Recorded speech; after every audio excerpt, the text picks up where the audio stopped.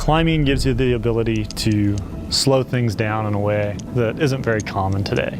Climbing can go from something that's real communal and everybody getting together and kind of seeing friends to going to really remote places and finding new things, kind of in that classic adventure style. Sport climbing came from Europe. It's generally no traditional gear, just bolts, so all you need is a set of quick draws.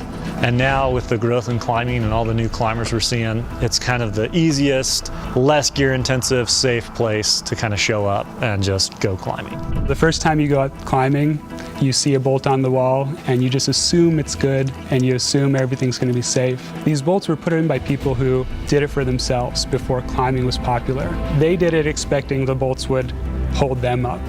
Many of them were placed in the 1960s when a lot of these routes were first climbed as aid climbs. And back then, the technology and kind of the understanding of that technology was pretty primitive.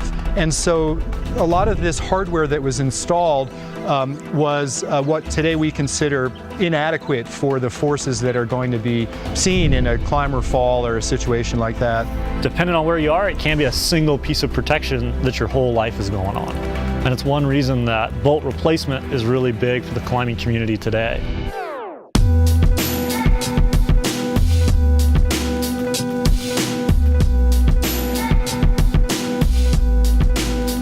Most people who are putting up routes are pretty serious about it, and it's a long, hard work process. It's definitely not as fun as just going out and climbing routes all day.